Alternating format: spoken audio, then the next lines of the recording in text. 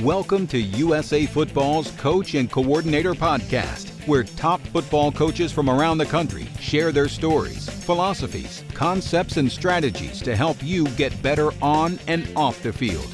Now, here's your host, Keith Grabowski. Hello, coaches, and welcome to the Home Team Podcast, where football coaches from around the country provide the coaching community with improvements to their game plans for winning as a husband and a father. Today, we're going to be speaking with Coach Samuels. Coach Samuels is most notably the editor at the Football Scoop and has been so since 2011. This year, he was recently named the head coach at Comstock Park High School in Michigan. Over the past 2 seasons at Ravenna, Michigan, Coach had compiled a 13-7 record as a head coach, including an 8-3 campaign last year. Coach Samuels also played collegiate football at Defiance College in Ohio, and he's had stops as an assistant coach at Holton, Shelby, Grand Rapids, Forest Hills, Northern, and Holland West, Ottawa. Coach Samuels' talk today focuses on a Glacier Clinic talk that he gave that has received a lot of interest from him. He's noted in the podcast that he's received over 100 direct messages on Twitter asking him how his staff manages their weekends and does so with a variety of technology tools. It was great to talk to Coach about this process and how he's refined it over the years. And I'm excited for our listeners to get to hear how you can manage your weekends as a high school staff to give your staff more freedom to be with their families and to collaborate in a different way. Looking forward to hearing from Coach Samuels. Hey, Coach Samuels, welcome to the podcast. Thanks for having me, Joel. Let's jump right in and start talking about the stars of your home team, beginning with your wife. How did you meet this special woman? My wife and I meeting is actually kind of a funny story. We met online, eHarmony. We both did the eHarmony thing, and she actually sent me the first message, which was a change of pace. But the reason she sent me a message was my profile picture.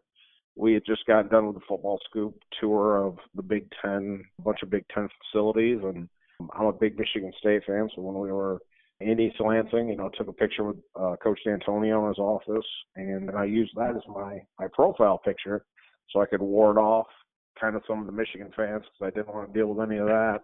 And also, if you knew who Coach D'Antonio was, like that's that's a great check on the box. So no doubt. She sent me a message, and we kind of joke around when we talked for a while before we actually met up. And she jokes around that she showed up hoping it was Coach D'Antonio and not me, and she was disappointed. But there's not many people that have a Big Ten head coach or FBS head coach as part of their meetup story. So I'm waiting for the right opportunity to share that with Coach D'Antonio someday. But I think he'll get just as much of a kick out of it as we do. But we'll be married for almost 5 years here in May. And she's made a ton of sacrifices, like every coach's wife does throughout the years, helping me, support me to chase my dream of being a high school football coach. And, we had to sacrifice quite a bit. That the last 2 years I was at Ravenna High School, when I took the job, we had about an 18-month-old, and she was 8 months pregnant with our second child. So she had the baby, I think, on a Friday or Saturday, and 4 or 5 days later, she was at a game an hour and 20 minutes away with a 4-day-old baby. So she's a rock star, an absolute rock star. That's awesome. What's a character trait or quality that makes her so special to you?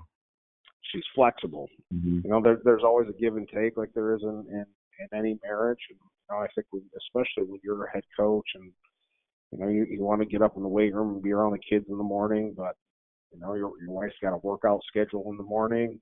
There's got to be some give and take there. So she's been really flexible as far as she's got a very demanding career. She's a director of human resources, so she really sacrifices a lot for me to kind of chase this dream. And she knows why I'm in it and why I love doing it, and that makes it a little easier. But still, she's very flexible and let me chase that dream. Let's get to the other stars of your home team, your kids.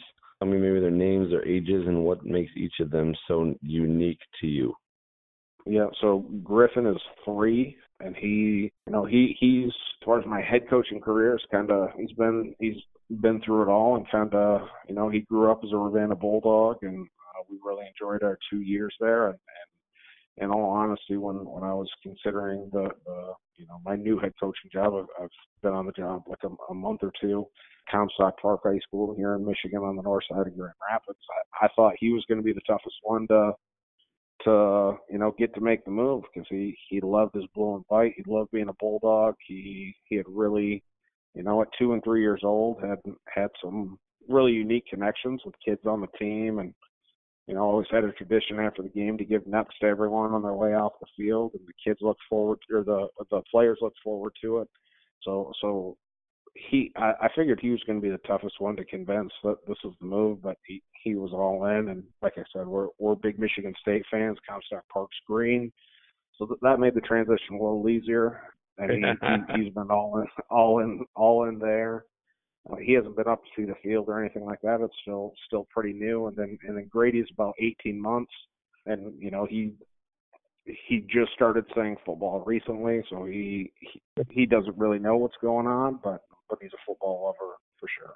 Coach, the reason we had connected on Twitter was we had seen you've seemed to be getting a lot of traction with the recent talk you did at the Glazier Clinic that focuses on a series in our podcast that we usually call Clock Management, and that's on how you spend your time blending family and football. So I thought it'd be great if you and I could really just get into the how-to of that. I read your article. I thought it was phenomenal, and I think it's a message that, I've had a chance to talk to Coach Brad Dixon, talk about Feed the Coaches. Even Coach Hines out in California is a big proponent of, taking the day off on the weekend. But I think it'd be really good if we could just kind of, go through, what your thought process was behind this weekend schedule and some of the how-tos of how to do it right. So I guess just let's start out with, what was your motivation to start, sort of a weekend off approach to your program? So, I kind of touched on it in the article a little bit, but, I remember getting the call from Urbana. It was my first time being offered a head coaching job. And, for a young family and myself, it was going to be a 40-minute commute up there. There's very few jobs I would have considered driving 40 minutes for. And Ravenna was one of those. It's a small town, rich tradition in the league that I grew up playing in, and the people there were just really special. So when I got off the phone, I broke down and cried. I think a lot of head coaches probably do the same thing when they get that first call. It's an emotional deal. You put so much time into it to have it pay off. It can get a little bit emotional. And I got off the phone. And I looked at my wife and said they offered me the job. And, she's sitting there 8 months pregnant like crap. Now my husband's going to be driving 40 minutes there, 40 minutes back like this. This sounds like a nightmare, I'm sure she's thinking. So I knew at that point that in order for me to take the job, there was going to have to be some concessions made on both of our parts. And really, as I put together the staff, there's a handful of guys that, live in town or have kids on the team that did a great job helping us out, but we're also pulling some guys from, 20, 30 minutes away. And I think my connections with working with Football Scoop definitely helped in that, and people wanted to be a part of, Ravenna football. That certainly was a factor in it as well. But, the more I thought about it, the more I was like, it's not going to do me and my marriage and my ability to be a good father any justice to, drive up to Ravenna 6-7 days a week. That's going to put some unneeded strain, on the family life, and the same can probably be said for my assistants. For the guys that live in town, it's not a big deal, but you're asking a lot for a lot of guys, and most of them aren't getting paid anything to do something like that. So, I knew there had to be a better way. I knew, just looking around the coaching profession, I think that so many of us want to be on the cutting edge of offense or defense, coverages and things like that, but when it comes to, how we came up in the profession and who we learn from, we just kind of latch on to that and don't really give the second thought. And with the way technology is right now, with, the Google Drive, the cloud, harnessing Slack and things like that, I figured there was a way to do it efficiently from home. It was just a matter of trying to figure out that process. So the first year at Ravenna was, kind of touch and go, or not really touch and go, but, it was a trial. Yep. Trial and error type deal. So we really utilized Slack. That was really big. But, after that first year at Ravenna, we went 5-4. And I didn't feel like I did a great job coaching the coaches, coaching my staff. So we made a few changes here and there. And I spent some time in that off season trying to get ahead with some Google Drive stuff and making templates and setting things up so that when fall comes, we're ready to go. So, I did kind of a scout card template, put that together and put it in a folder, invited all the coaches, all the defensive coaches that would be doing scout card stuff to that. But I really put in a lot of time, during the summer when things are a little slow for the scoop. There's not a whole lot of coaching change stuff going on. I did a lot of the groundwork then. And I also kind of had the idea of, because we had made some coaching changes and, I really felt like this past year could have been a really special year for us heading into it with the kids we had back, staff, that I put together a weekly workflow and kind of very specific expectations for each one of the coaches, come Saturday and Sunday. If we're not going to be all in the office at once, then here's what I want you guys to do when you're at home. So, everything was very laid out in black and white, kind of gave them kind of a weekly workflow Sunday through Friday, really, and kind of what was expected. And every one of them got that at the staff meeting. And the thing that I really liked about doing things through Slack in that way is I mentioned in the article, there's a digital footprint. So, at the end of the year, if we decide that, the wide receivers coach or the DBs coach, didn't perform well on the field, they weren't putting the prep in that I kind of outlined and expected, then we can go back and see all of that through our Slack history, with the weekly suggestion sheets that I would send out and things like that. It was huge. So really the jump from the first year to the second year, I felt like I could coach my coaches a lot better. I think especially at the small high school level, you need to do that. You need to help bring those guys along. So doing things the way that we had at Ravenna was really good. It's something that I'll be able to kind of carry with me for the rest of my career. Let's get into a little bit, the article talks about, so there's a lot of good stuff on here. Maybe just break down the Saturday, Sunday, Monday, just so guys can kind of get into it. But I think when coaches think about it, God, it sounds like 2 days off. It's not just like time off, right? It's just, like I remember talking to Coach Lewis at Kent State, like we're just, work when your kids are sleeping or work when you're, work when it works for you. But what is the thought process of, kind of what you're looking for from a guy on Saturday? What does a Sunday look like? How does that wrap into Monday when you guys get all back together? And then how does practice flow so it can be efficient and everyone's on the same page going into game plan install?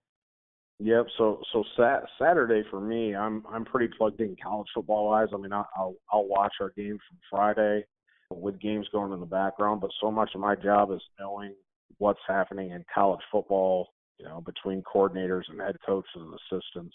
That I really need to be pretty plugged in on Saturday, flipping through a bunch of games. So I tell my coaches and I tell our team the same thing, like watch college football on Saturday. If you see something great, everyone's kind of got TiVo or whatever you want to call it now, DVR.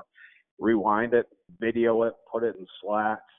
Put some keywords with it. So if we want to go back and reflect on that in 3 weeks when we play our rival, we can do that. So Slack's a great deal for that. Also, want my guys to be on social media, between guys like Dan Casey or Spread Offense or whoever that may be, they're sharing all the latest and greatest going on during games and catch a lot of things. So taking that kind of stuff, put it in Slack and just kind of using that as kind of a brainstorm session is what sure.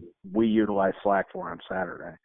But I don't expect a whole lot from guys on Saturday. Now Sunday, again, dig in a little bit more, like you said, but dig in when it's convenient for you. When you're, after church, or when your kids are taking a nap, or your wife took them on a play date, or whatever.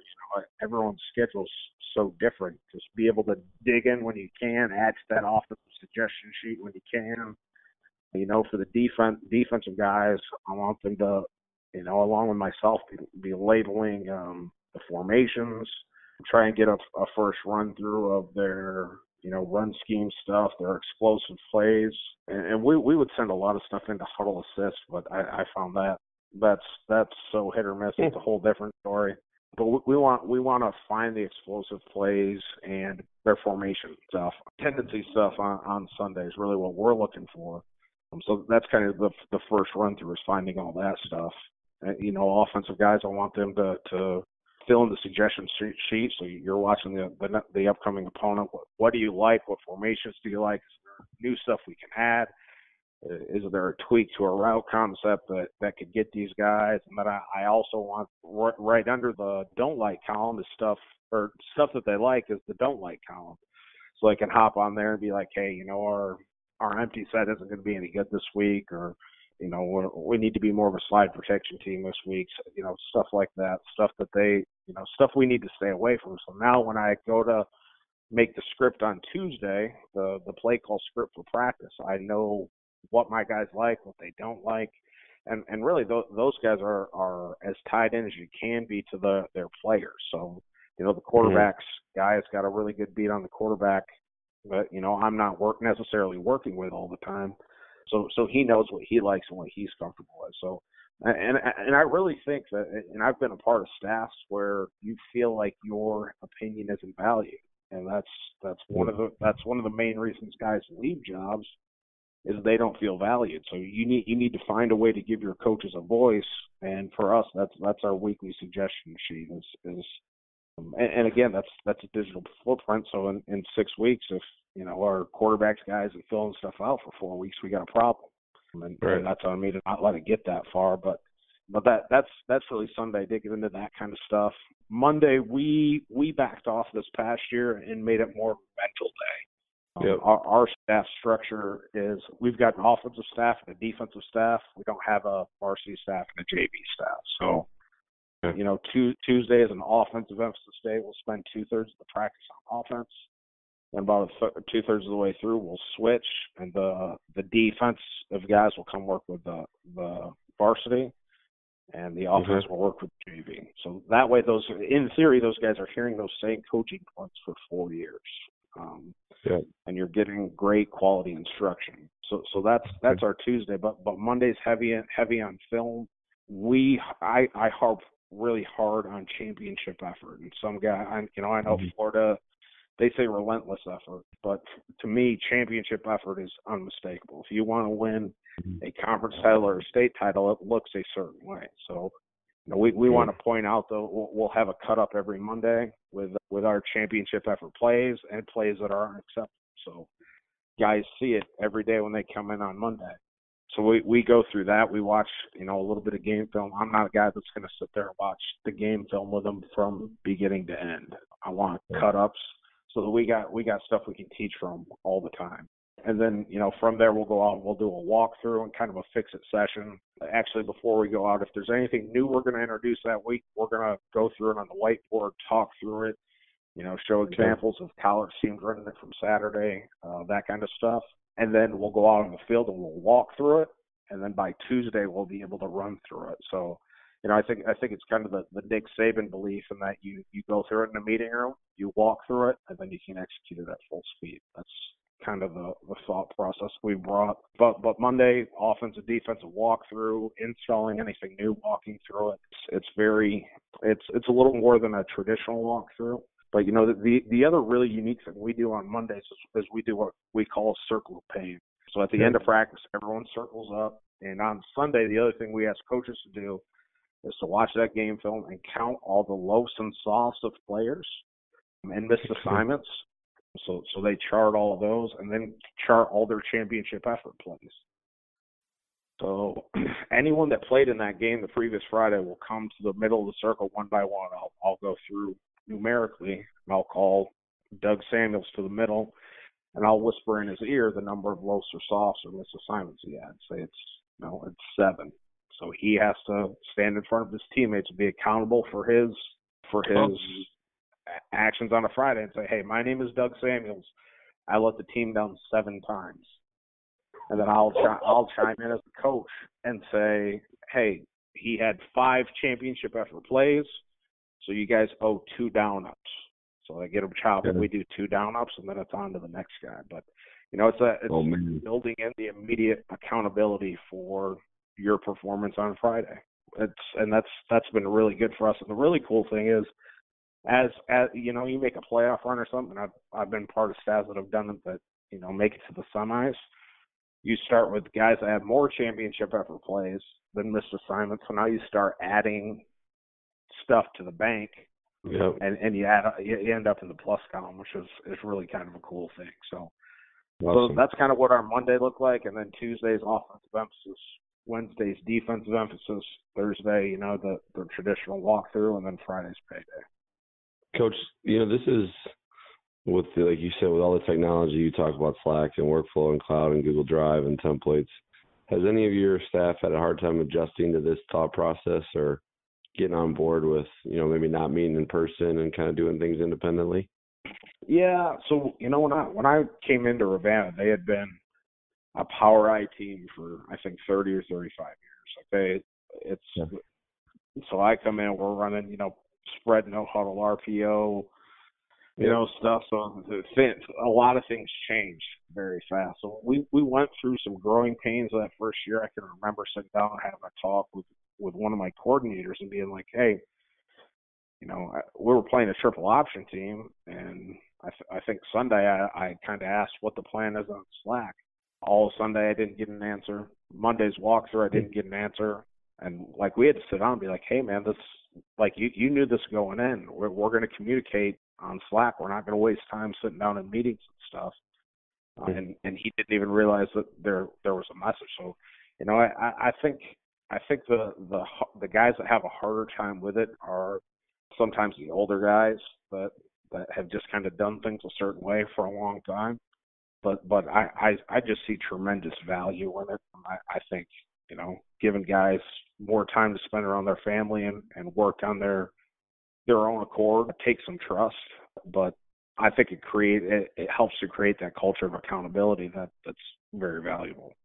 Coach, maybe you want to talk us through some of the results you've seen. You said you always went 5-4. I think your first year seems like you guys obviously, you know, I think a lot of guys are wondering, well, you know, am I grinding hard enough? Am I, you know, this may be easy to devil's advocate and be like, oh, if I had done something differently, you know, maybe talk about the results. And if you ever had a time when maybe you thought to yourself, maybe this isn't the right thing to do, or maybe we need to go harder, and maybe what got you in or out of that thought process? No, I really haven't waffled back and forth about it a whole lot. You know, going into this first season at Comstock Park, I've got a handful of guys that, you know, have been a part of state title teams. So they've you know, been on staffs that have won, I think, 6 combined straight titles, which is impressive. So I think part of the human nature of being a coach is you second guess yourself to a degree. So, you know, those guys have been a part of it and kind of reached the pinnacle of what we all hope to do as coaches. So, you know, is there more merit to what they do, or, you know, did they just have a special group of kids? And a special coaching staff, and it wasn't kind of the perfect storm. So, you know, that's something that I've kind of encountered here the past month or so, because I think my defensive coordinator now, I think he is a meeting guy, which, you know, I'm not completely against meetings. I think if you can lead efficient meetings, that's great. But I'm not for wasting time. So if we can find a more efficient way to do it, which I think we have, I don't think it takes long for people to see the value of it. You know, when you're spending more time around your kids on Saturday and Sunday than you are, you know, wasting time in a staff meeting with the game in the background and people checking their fantasy, you know, their fantasy points on their phone. I don't think it takes guys very long to see the value in that. If guys aren't doing this yet and want to implement it, what do you think is the best way to start that process? Could a coordinator be a guy that implements this change? Obviously, does it only have to come from the head coach down? Where's a good first place to start? Do you think you've obviously put a lot of work and time into making this efficient for your staff and for your team? So what recommendations do you have for listeners? Yeah, so, you know, I think I really started doing it as in my first year as an offensive coordinator 3 years ago, like actually calling the plays with the offensive coordinator title. And, you know, I think you have to have a head coach that's on board with it. And, you if he's a staunch beating guy, I don't think it's worth rocking the boat to try and get your head coach to change. But I think taking baby steps, if you find yourself in that situation, and really the way we started it was just setting up the Slack channel, and we, even with Football Scoop, we use the free Slack. I'm not even sure what the paid Slack does for you extra, but the free version does everything you need it to. You can integrate your Google Drive right on it, your Twitter right on it, so that you're able to grab tweets and play them right in the Slack platform without having to leave to Twitter. But that's really how I started, was just kind of getting my young head coach on board with Slack. So now, we see stuff throughout the offseason we really like. We just plug it into the offense or defense channel and can reflect on it for forever. We ever need a trick play, we can kind of scroll back and look through those. But that's how it started for us, and then it just kind of blossomed from there, with me kind of branching out and finding new ways to do it. And I'm certainly not the first one to do it. I just think we have a great system set up for it. And really, I want to be on the cutting edge of everything from strength conditioning to mental training to things like that. And I think a lot of coaches are the same way. And I think this is kind of the next wave, is guys understanding how to utilize technology and making the profession stronger because of it. So, start with Slack, I would say that, and then trying to find ways to get ahead of things in the off season with, creating templates and things like that. I gave a lot of ideas in that article that we do. I kind of scratched the surface, but the response that I've gotten from that article is unreal. I've got over 100 unread DMs, and I've never had that in an article I've ever written for Football Scoop. So, the hunger and the curiosity is there for how to change. It's just a matter of starting to take steps in the right direction to do that. Awesome. Coach, I really appreciate your time. I would like to end with a question. I think this is, really pertinent to what we do, is really talking about leaving a legacy.